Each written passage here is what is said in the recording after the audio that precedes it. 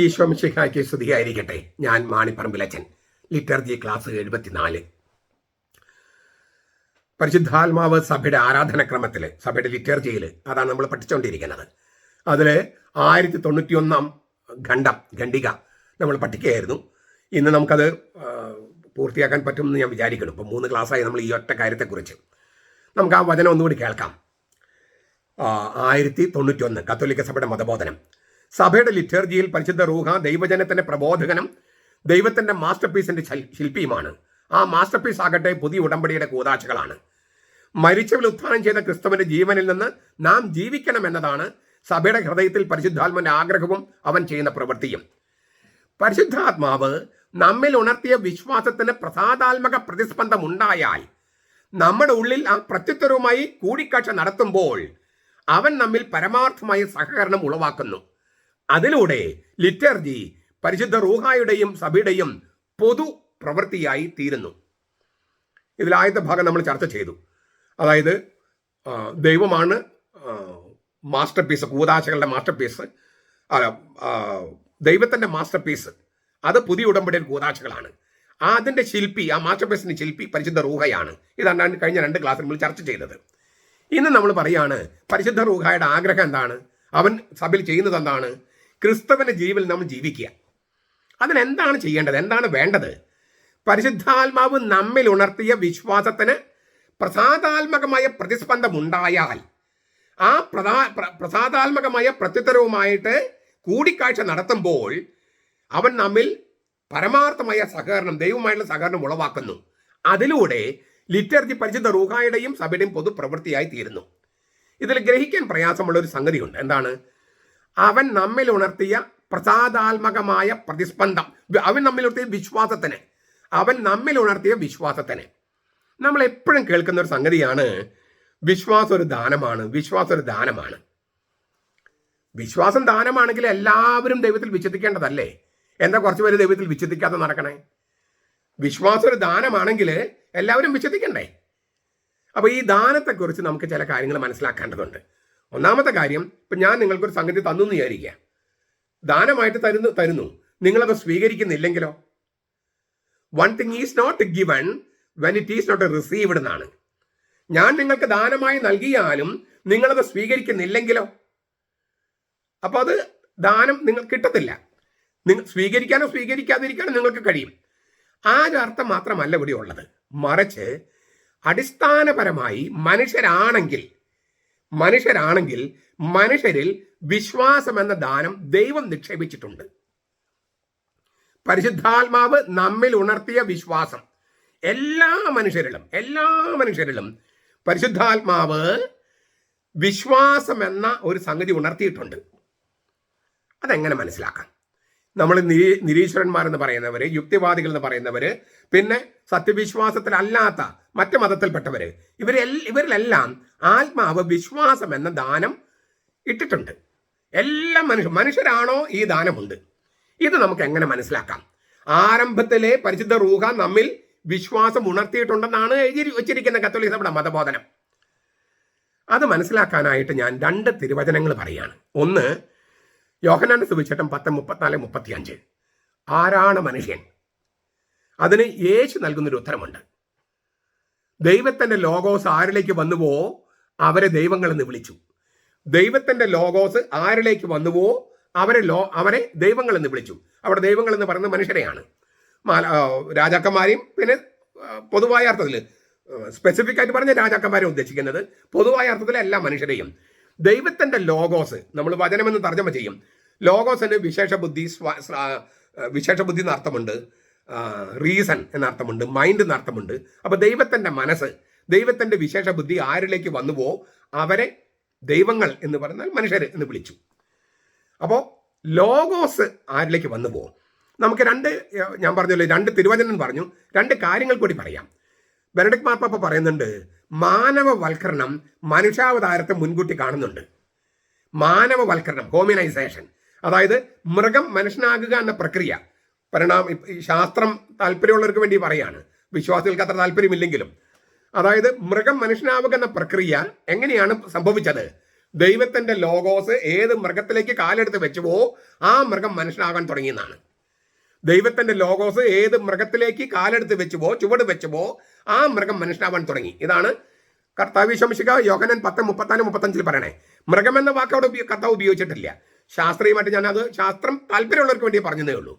അപ്പോൾ ദൈവത്തിന്റെ ലോഗോസ് ഏത് മൃഗത്തിലേക്ക് പ്രവേശിച്ചുവോ ആ മൃഗം മനുഷ്യനാവാൻ തുടങ്ങി. ദൈവത്തിന്റെ ലോഗോസ് ഏത് മൃഗത്തിലേക്ക് വന്നുവോ അപ്പോഴാണ് ആ മൃഗം മനുഷ്യനാവാൻ തുടങ്ങിയതെങ്കിൽ ഒരു ദിവസം ദൈവത്തിന്റെ ലോഗോസ് തന്നെ മനുഷ്യനാകണ്ടേ? അപ്പോഴല്ലേ ആ പ്രക്രിയ പൂർണ്ണമാകൂ. അത് പൂർത്തിയായതാണ് ദൈവത്തിന്റെ മനുഷ്യാവതാരം. വചനം ലോഗോസ് മാംസമായി നമ്മുടെ ഇടയിൽ കൂടാരം അടിച്ചു. യോഹന്നാൻ 1:14 ലോഗോസ് മാംസം ധരിച്ച് നമ്മുടെ ഇടയിൽ വസിച്ചു. അപ്പോൾ ദൈവത്തിന്റെ ലോഗോസ് ഏത് മൃഗത്തിലേക്ക് പ്രവേശിച്ചുവോ ആരിലേക്ക് പ്രവേശിച്ചുവോ അവരാണ് ദൈവങ്ങൾ എന്ന് വെച്ചാൽ ഭൂമിയിലെ മനുഷ്യര്. അപ്പൊ ദൈവത്തിന്റെ ലോഗോസ് വന്നപ്പോഴാണ് നമ്മൾ മനുഷ്യരാകാൻ തുടങ്ങിയത്. നിരീശ്വരന്മാരാണെങ്കിലും മറ്റു മതസ്ഥരാണെങ്കിലും ഒക്കെ. ഒരു വചനം. രണ്ടാമത്തെ ഒരു വചനം യെശയ്യായുടെ പുസ്തകത്തില് 11-ാമത്തെ അധ്യായം 1-2 വാക്യങ്ങളാണ്. ആ 1-2 വാക്യങ്ങൾ നമുക്കൊന്ന് വായിക്കാം. എന്നാൽ യിസ്സായുടെ കുറ്റിയിൽ നിന്നൊരു മുള കിളിർത്ത് വരും, അവന്റെ വേരുകളിൽ നിന്നുള്ള ഒരു ശാഖ ഫലം കായ്ക്കും. ഇത് മിശിഹായെക്കുറിച്ചാണ്. അവന്റെ മേൽ യാഹ്വയുടെ ആത്മാവ് ആവസിക്കും, ജ്ഞാനത്തിന്റെയും വിവേകത്തിന്റെയും ആലോചനയുടെയും ശക്തിയുടെയും അറിവിന്റെയും കർത്തൃഭയത്തിന്റെയും ആത്മാവ്. എത്രയുണ്ട് ആത്മാവിന്റെ ദാനങ്ങൾ? നിങ്ങളുടെ കയ്യിൽ ബൈബിൾ ഉണ്ടെങ്കിൽ എടുത്ത് നോക്കിയാൽ പിയോസ് ബൈബിള് പഴയതോ പുതിയതോ സത്യവേദ പുസ്തകം ഒന്ന് എടുത്തിട്ട് നോക്കിയാൽ ഞാൻ ഒന്നുകൂടി നോക്കുകയാണ്. ജ്ഞാനം, വിവേകം, ആലോചന, ശക്തി, അറിവ്, കർത്തൃഭയം. 6 ഉള്ളൂ. നമ്മൾ ആത്മാവിന്റെ ദാനങ്ങൾ 7 നില പഠിച്ചിരിക്കുന്നത്.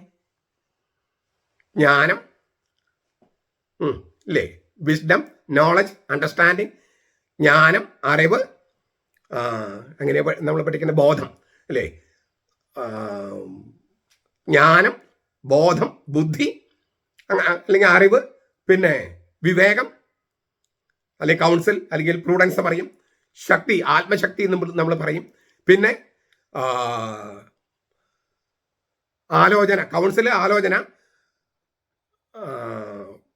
ആത്മശക്തി, അറിവ്, കർത്തൃഭയം. ഒരെണ്ണം മിസ്സിംഗ് അല്ലേ? ഞാൻ ഒന്നുകൂടി പറയാം. ഇതിനകത്ത് പറഞ്ഞിരിക്കുന്നത് ജ്ഞാനം, വിവേകം, ആലോചന, ശക്തി, അറിവ്, കർത്തൃഭയം. 6 ഉള്ളൂ. പിന്നെ എങ്ങനെ 7 കിട്ടിയത്? നിങ്ങൾ പിയോസ് ബൈബിൾ എടുത്ത് നോക്കൂ, സത്യവേദ പുസ്തകം എടുത്ത് നോക്കൂ. ഇതെല്ലാം ഹീബ്രു ബൈബിൾ തർജ്ജമയാണ്. അതിൽ 6 ഉള്ളൂ. 7-ാമത്തെ ഏതാണ്? അത് സെപ്തജിന്തിൽ നിന്ന് എടുത്തിരിക്കുന്ന സെപ്തജിന്ത് എന്ന് പറഞ്ഞാൽ ഹീബ്രു ബൈബിൾ ഗ്രീക്കിലേക്ക് തർജ്ജമ ചെയ്തു. എപ്പോ? ക്രിസ്തു ജനിക്കുന്നതിനും 250 വർഷങ്ങൾക്ക് മുമ്പ് തുടങ്ങി ആ ട്രാൻസ്ലേഷൻ. ക്രിസ്തു ജനിക്കുന്നതിന് 150 വർഷങ്ങൾക്ക് മുമ്പ് ട്രാൻസ്ലേഷൻ പൂർത്തിയായി. ആദിമസഭയുടെ ബൈബിളായിരുന്നു ഈ സെപ്തജിന്ത്. 70 പേർ, ഞാൻ ഇന്നലെ അതിനെക്കുറിച്ച് പറഞ്ഞിരുന്നു, 70 പേർ ചേർന്ന് തർജ്ജമ ചെയ്തുകൊണ്ടാണ് സെപ്തജിന്ത് പേര് വന്നത്. അതിനകത്ത് ഒരു ദാനം കൂടി പറഞ്ഞിട്ടുണ്ട്. അതും പരിശുദ്ധാത്മാവിന്റെ പ്രചോദനത്തിൽ എഴുതിയതാണ്. അതായത് ഹീബ്രു ബൈബിള് ദൈവത്തിന്റെ പരിശുദ്ധാത്മാൻ പ്രചോദനം ഉള്ളതുപോലെ തന്നെ അതിന് തർജ്ജമയായ ഗ്രീക്ക് ബൈബിളും ദൈവത്തിന്റെ പരിശുദ്ധ റൂഹായുടെ പ്രചോദനമുള്ളതാണ്. അതുപോലെ തന്നെയാണ് ജെറോമിന്റെ വുൾഗാത്തയും പിശീത്ത സുറിയാനി ബൈബിളും ഒക്കെ അങ്ങനെയാണ്. ആദ്യകാല തർജ്ജമകളൊക്കെ അങ്ങനെയാണ്.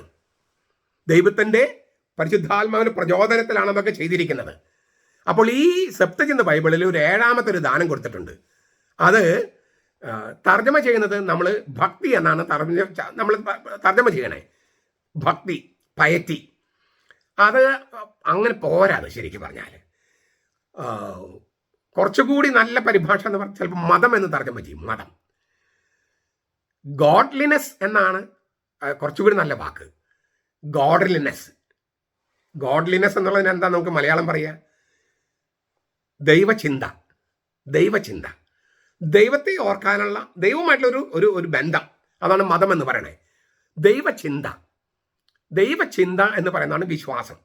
ഈ ദൈവചിന്ത മിശിഹായുടെ ദാനമായിട്ടാണ്, മിശിഹായിലുള്ള ആത്മാവിന്റെ ദാനമായിട്ടാണ് യെശയ്യാ പറയണേ. പക്ഷെ എനിക്കൊരു ചോദ്യം നിങ്ങളോടുണ്ട്. ഒരു ചോദ്യം.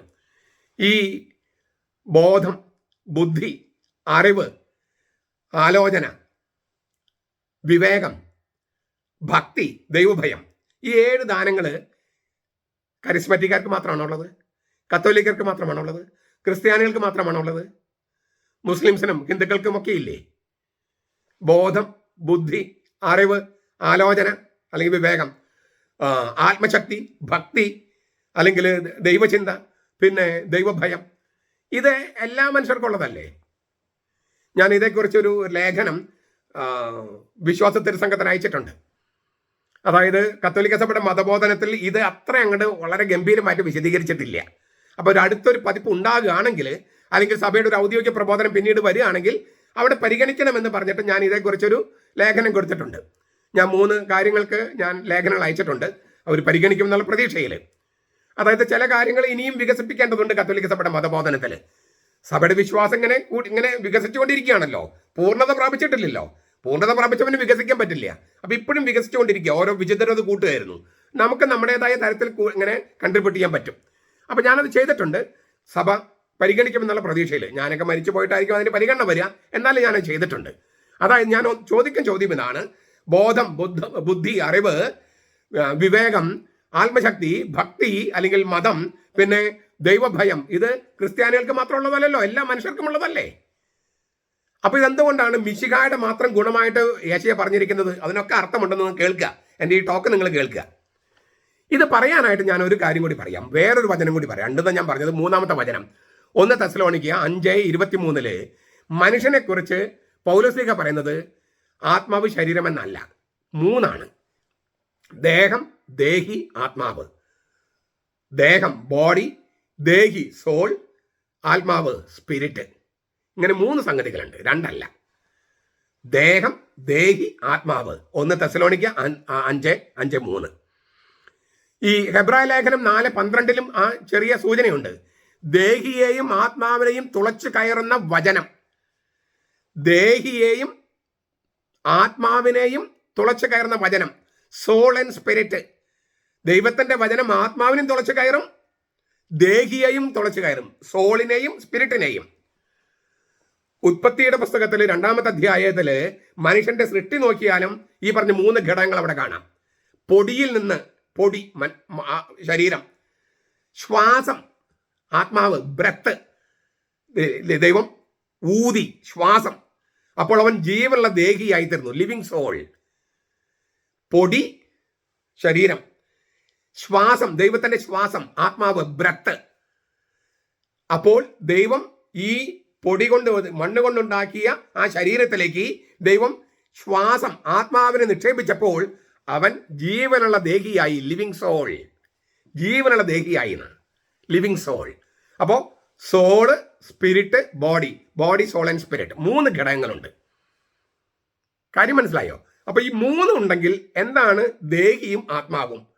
ഇപ്പൊ നിങ്ങൾക്ക് ഏകദേശം ഒരു ചർച്ച മനസ്സിലായി. ഇനി അതിന്റെ കൺക്ലൂഷൻസ് എടുത്താൽ കൃത്യമാകും. ദൈവത്തിന്റെ ലോഗോസ് ആരിലേക്ക് പ്രവേശിച്ചുവോ അവരാണ് മനുഷ്യരായത്. ആ ലോഗോസ് എന്ന് പറയുന്നത്, വചനം എന്ന് പറയുന്നത് ശരിക്കും പറഞ്ഞാൽ ഈ 3 ഘടകങ്ങൾ ചേരുന്നതാണ്. അതായത് ദൈവത്തിന്റെ ലോഗോസ് എന്ന് വെച്ചാൽ ദേഹിയും ആത്മാവും ഏത് ശരീരത്തിലേക്ക് പ്രവേശിച്ചപ്പോ അതാണ് മനുഷ്യനായത്. ദേഹി, ആത്മാവ്. സോളിന് ഒരു സ്പിരിറ്റ് ഉണ്ട്, സോളിന് ഒരു സ്പിരിറ്റ് ഉണ്ട്. ആ ദേഹിക്ക് ഒരു ആത്മാവുണ്ട്. ആ ആത്മാവിന്റെ ദാനങ്ങളാണ് 7 ദാനങ്ങൾ.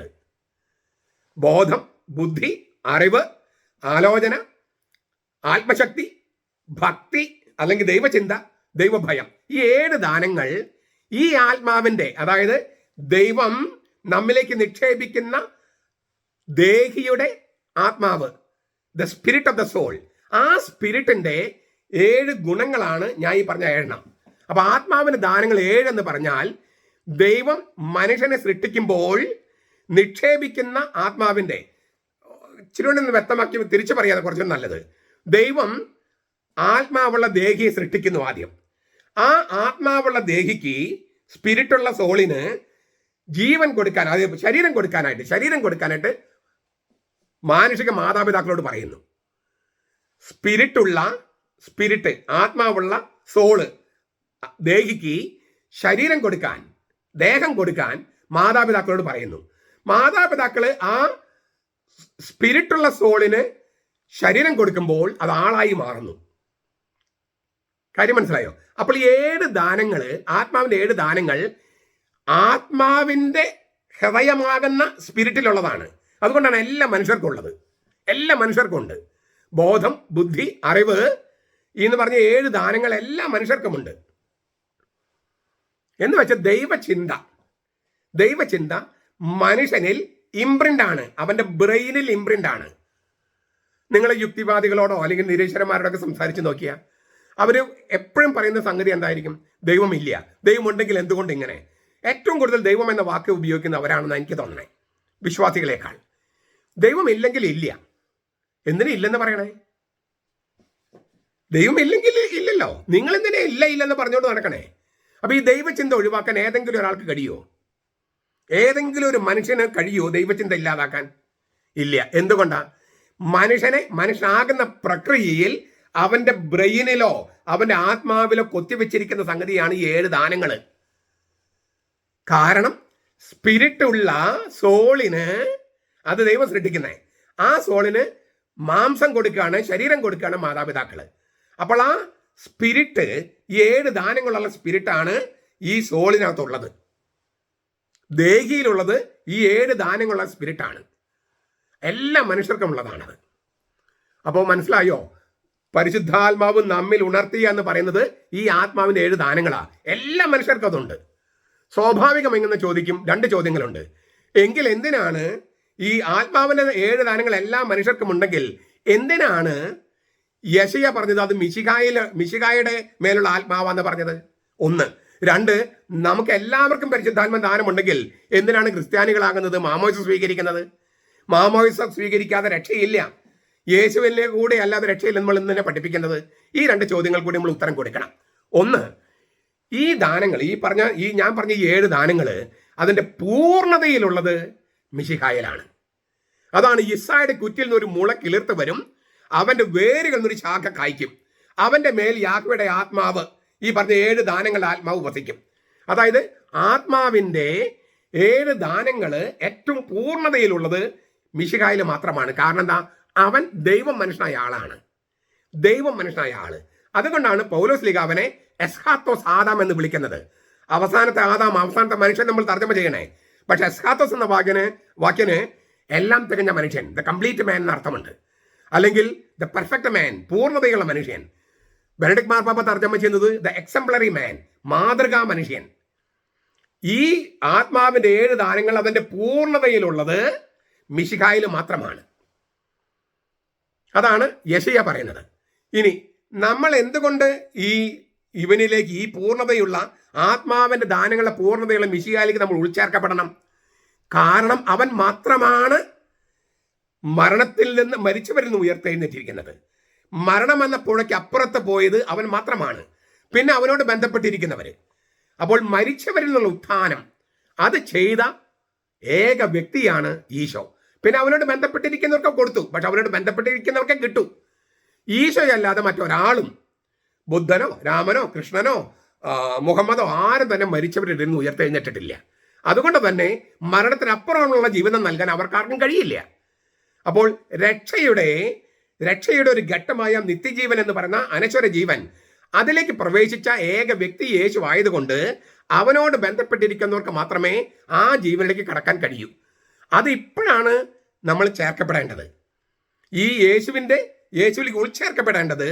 എന്നിട്ട് അവന്റെ പൂർണ്ണതയുള്ള ആത്മാവിന്റെ ദാനങ്ങളുടെ പൂർണ്ണതയുള്ള അവനിലേക്ക് നമ്മൾ ഉൾച്ചേർക്കപ്പെടേണ്ടത് ഇപ്പോഴാണ്. അപ്പോൾ നമ്മുടെ ബോധത്തിനും ബുദ്ധിക്കും വേറൊരു വീക്ഷണം കിട്ടും. ഒരു ഉദാഹരണം പറഞ്ഞാൽ വളരെ എളുപ്പത്തിൽ മനസ്സിലാകും.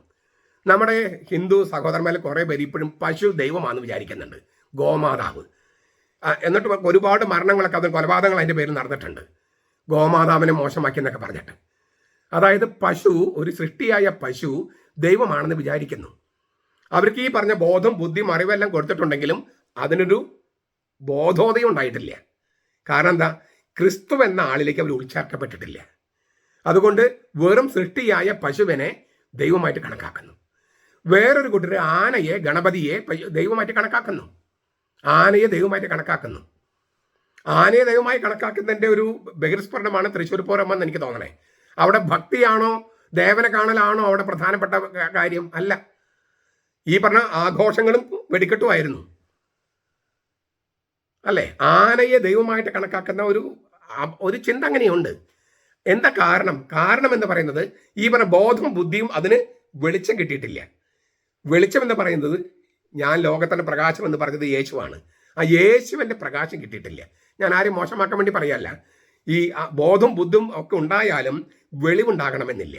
വെളിവുണ്ടാകണമെങ്കിൽ വെളിച്ചമായ ഈശോയെ സ്വീകരിക്കുക തന്നെ വേണം.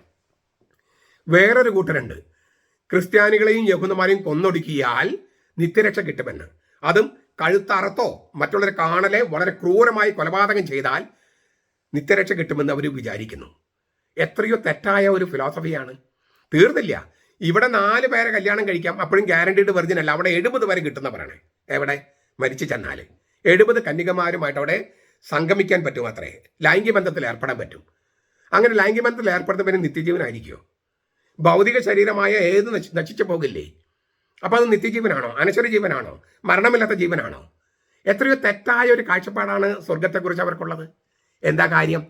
ഈ യേശു എന്ന വെളിച്ചത്തിലേക്ക് അവർ ഉൾച്ചേർക്കപ്പെട്ടിട്ടില്ല. അപ്പോൾ ബോധവും ബുദ്ധിയൊക്കെ ഉണ്ട്. മിസൈൽ ഉണ്ടാക്കാനും കപ്പലുണ്ടാക്കാനും എണ്ണഖനനം ചെയ്യാനും ലോകത്തൊക്കെ നിയന്ത്രിക്കാനുള്ള ബുദ്ധി, അങ്ങനെ ബുദ്ധിയും ബോധമൊക്കെ ഉണ്ട്. പക്ഷേ ശരിക്കുള്ള ബുദ്ധിയും ബോധവും, വെളിവുള്ള ബോധവും ബുദ്ധിയും ഒന്നും വന്നിട്ടില്ല. കാരണം ക്രിസ്തുവെന്ന എല്ലാം തികഞ്ഞ മനുഷ്യനിലേക്ക്, ലോകത്തിന്റെ വെളിച്ചമായ മനുഷ്യനിലേക്ക്, അവസാന മനുഷ്യനിലേക്ക് ഉൾച്ചേർക്കപ്പെടാതെ ഈ പറഞ്ഞ ആ വിശ്വാസത്തിന്റെ, ശരിയായ വിശ്വാസത്തിന്റെ കാഴ്ചപ്പാടുണ്ടാകില്ല. ഇപ്പോൾ കാര്യങ്ങൾ മനസ്സിലാക്കി ഞാൻ വിചാരിക്കണു. വിശ്വാസം അല്ലെങ്കിൽ മതചിന്ത, ഗോഡ്ലിനെസ് അല്ലെങ്കിൽ ദൈവചിന്ത, ഈശ്വര ചിന്ത, അത് ദൈവം മനുഷ്യനിൽ നിക്ഷേപിച്ചിരിക്കുന്നതാണ്. അതിനോട് പ്രസാദാത്മകമായി പ്രതികരിച്ചാൽ, ഈ ദൈവചിന്ത എല്ലാവരിലും ഉണ്ട്, പക്ഷെ അത് പോരാ.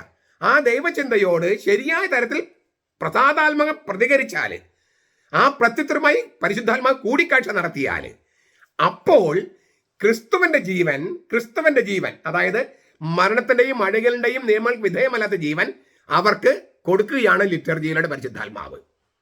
അപ്പൊ വിശ്വാസം എല്ലാ മനുഷ്യരിലുമുണ്ട്. അത് ദൈവം നിക്ഷേപിച്ചതാണ്.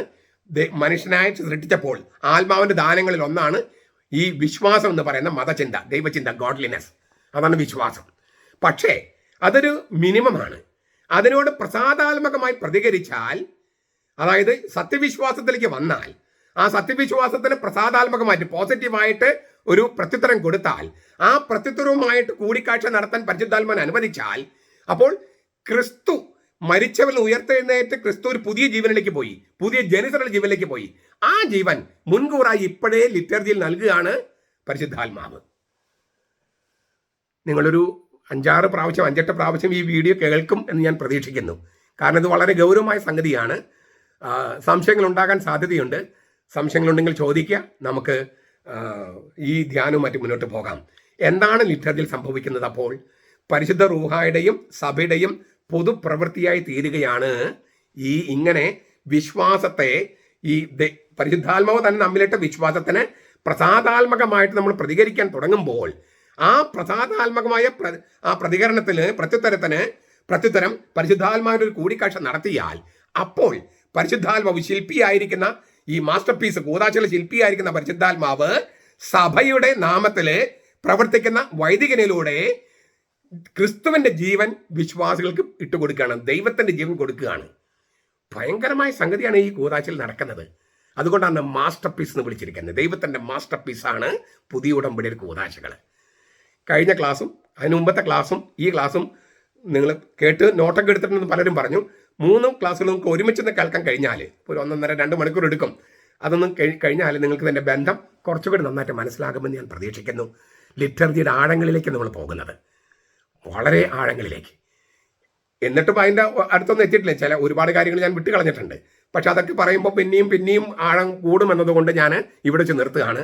നിങ്ങളത് പല പ്രാവശ്യം കേട്ട് നിങ്ങളുടെ ഗ്രൂപ്പുകളിൽ ചർച്ച ചെയ്ത്, നിങ്ങൾ ദൈവിക കാര്യങ്ങൾ ചർച്ച ചെയ്യുന്ന ഗ്രൂപ്പ് ഉണ്ടെങ്കിൽ അവിടെ ചർച്ച ചെയ്ത് നിങ്ങൾക്ക് മനസ്സിലായ കാര്യങ്ങളൊക്കെ ഒന്ന് അവതരിപ്പിച്ച്, സംശയങ്ങളുണ്ടെങ്കിൽ അതുമായിട്ട് വരിക.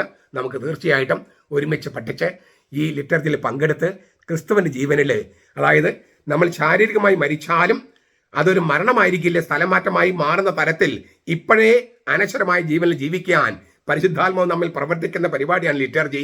ആ തരത്തിൽ അതിന് ഉൾക്കൊള്ളാൻ, സ്വീകരിക്കാൻ, സമീപിക്കാൻ ഈ പഠനം സഹായിക്കട്ടെ. കർത്താവ് നമ്മളെ അനുഗ്രഹിക്കട്ടെ. നമ്മുടെ കർത്താവ് ഈശോ മിശിഹായുടെ കൃപയും പിതാവായ ദൈവത്തിന്റെ സ്നേഹവും പരിശുദ്ധാത്മാവിന്റെ സഹവാസവും നാം എല്ലാവരോടും കൂടി ഉണ്ടായിരിക്കട്ടെ, ഇപ്പോഴും എപ്പോഴും എന്നേക്കും. ആമേൻ.